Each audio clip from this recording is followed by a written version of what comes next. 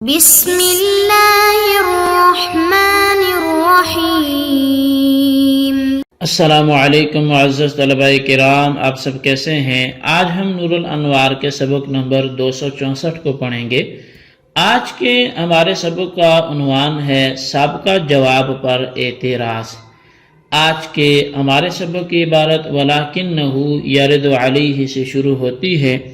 آئیے سب سے پہلے ہم عبارت پڑھ کے اس کا ترجمہ کرتے ہیں، اس کے بعد وضاحت کی طرف بڑھتے ہیں۔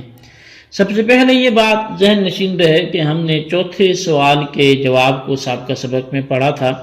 اس جواب پر اعتراض ہوتے ہوئے مصنف الرحمہ لکھتے ہیں وَلَكِنَّهُ يَرِدُ عَلَيْهِ، لیکن اس جواب پر اعتراض ہوتا ہے کہ أَنَّهُ إِذَا كَانَ مُوجَبًا، کہ جب یہ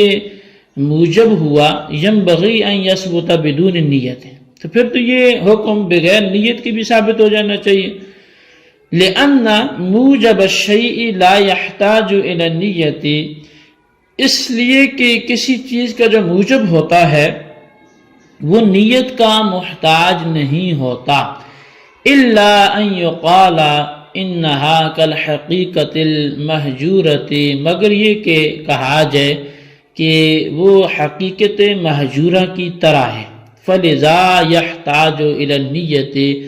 یہی وجہ ہے کہ وہ نیت کا محتاج ہوتا ہے۔ وقیل، اور کہا گیا کہ ان الیمین ہی المرادۃ من اللفظ، کہ بے شک جو یمین ہے وہ لفظ سے مراد ہے۔ والنظر لیس بمراد، اور نظر جو ہے وہ مراد نہیں ہے، بل جاء بصیغۃ اللفظ، مگر وہ بلکہ وہ لفظ کی صیغے سے آئی ہے۔ وَلَكِنَّ هَذَا إِنَّمَا يَصِحُّ إِذَا نَوَى الْيَمِينَ فَقَط، لیکن یہ جواب اسی وقت صحیح ہو سکتا ہے جب اس نے صرف یمین کی نیت کی ہو۔ وَأَمَّا إِذَا نَوَاهُمَا، بل جب اس نے دونوں کی نیت کی تو فقط دَخَلَ النَّظْرُ تَحْتَ الْإِرَادَةِ، تو تحقیق پھر نظر بھی ارادے کے تحت داخل ہو گئی ہے۔ وَإِن لَمْ يَكُنْ مُحْتَاجًا إِلَيْهِ، اگرچہ اس کی طرح محتاج نہ ہو۔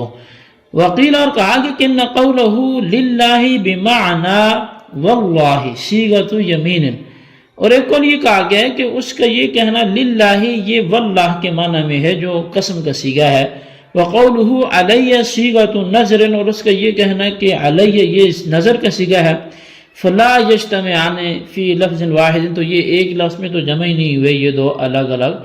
لفظوں میں ہوئے۔ اور فہو کشراء القریب فإنہ تملک بصیغتہ تحریر بموجبہ، بس یہ کلام قریبی رشتہ دار کو خریدنے کے مانند ہے، کیونکہ شراء اپنے صیغے کے اعتبار سے تملک ہے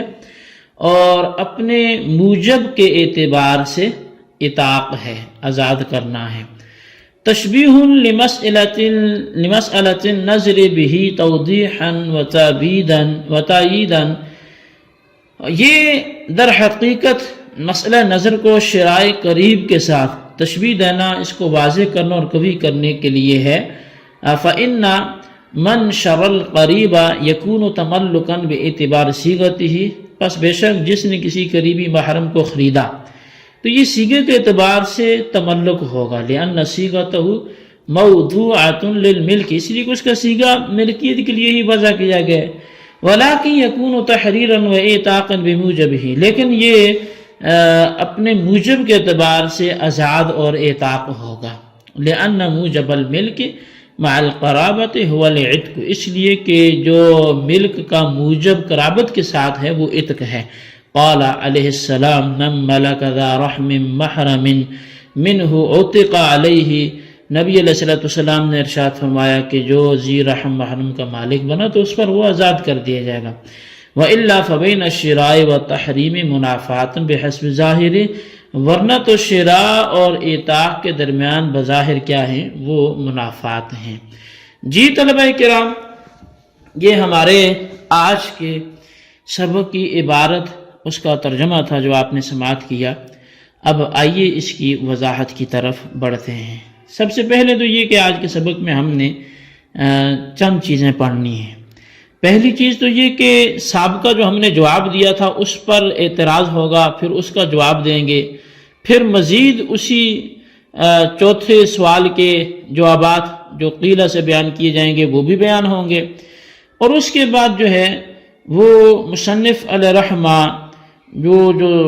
کلام تھا للہ علیہ صوم رجب، یہ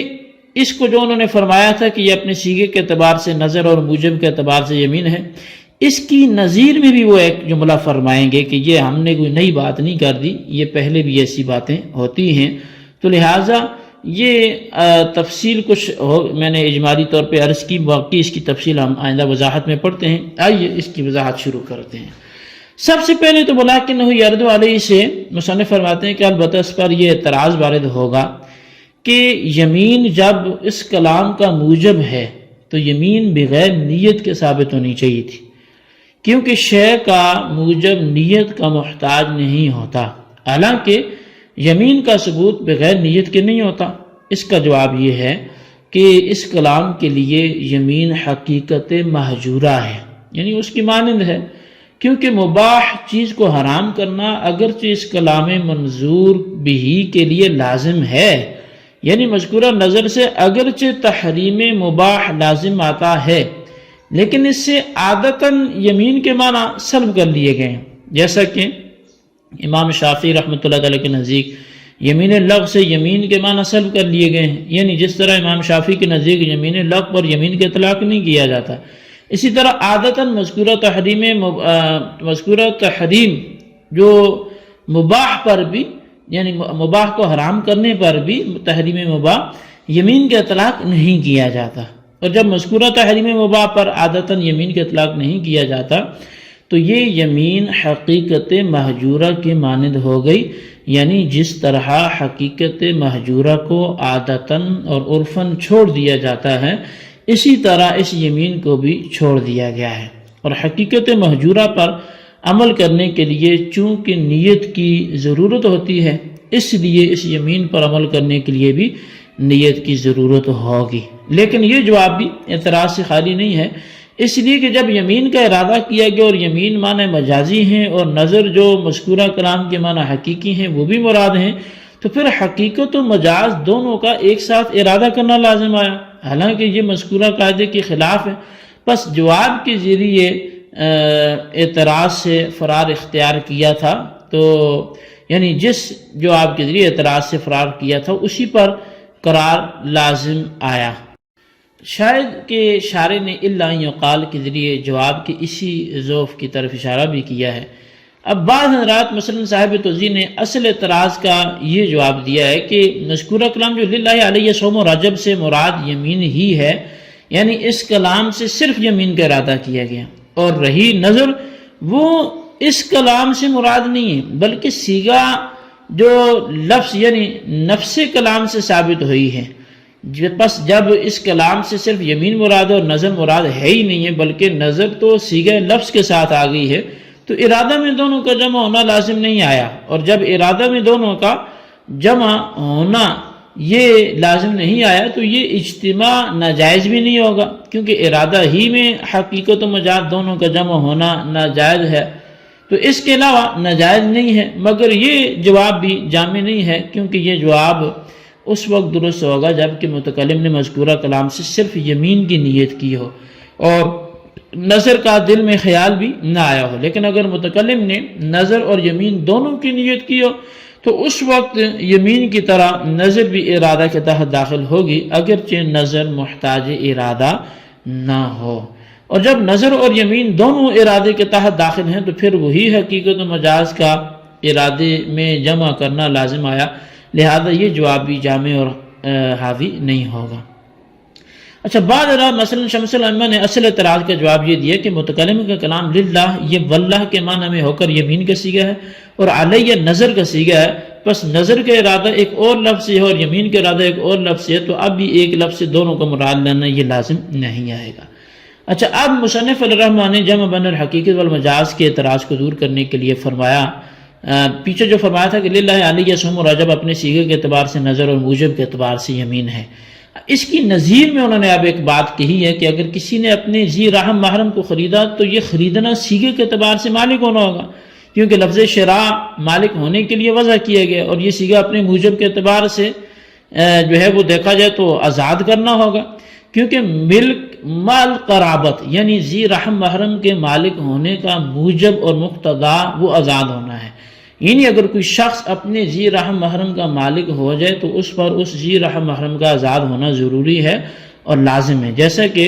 رسول ہاشمی صلی اللہ علیہ وسلم نے فرمایا کہ من ملک ذا رحم محرم منہ عتق علیہ، حاصل یہ کہ شراء ملک کی علت ہے اور ملک کے قریب عتق کی علت ہے، پس ملک کے قریب کے واسطے سے عتق کو شراء کی طرف منسوب کر دیا گیا ہے، اور یہ کہہ دیا گیا ہے کہ شراء قریب سے قریبی رشتہ دار آزاد ہو جاتا ہے، ورنہ شراء اور عتق میں بظاہر منافات ہے، اس لیے کہ شراء ملک کو ثابت کرتا ہے اور عتق ملک کو زائل کرتا ہے، اور مثبت اور مزیل کے درمیان منافات جو ہیں وہ ظاہر ہیں۔ جی طلبہ کرام، یہ ہمارے آج کے سبق کی عبارت ترجمہ وضاحت تھی، آپ اچھی طرح سمجھیں، خلاصہ رجسٹر پر لکھیں، بالخصوص ان سوالات کے جوابات دیں۔ سوال نمبر 1 یہ ہے کہ وقیل ان قوله للہ بمعنی واللہ صیغۃ یمین وقوله علی صیغۃ نذر، اس قلعہ کا قائل قول اور اس جواب کی وضاحت کیا ہے، تحریر کریں۔ اور سوال نمبر 2 یہ ہے کہ تشبیہ لمسئلۃ النذر بہ توضیحا سے مصنف کیا فرمانا چاہتے ہیں، وضاحت سپرد کرم کریں۔ اللہ تبارک و تعالیٰ سے دعا ہے جو کچھ ہم نے پڑھا سنا سے یاد رکھنے کی توفیق نصیب فرمائے، آمین بجاہ النبی الامین صلی اللہ علیہ وسلم۔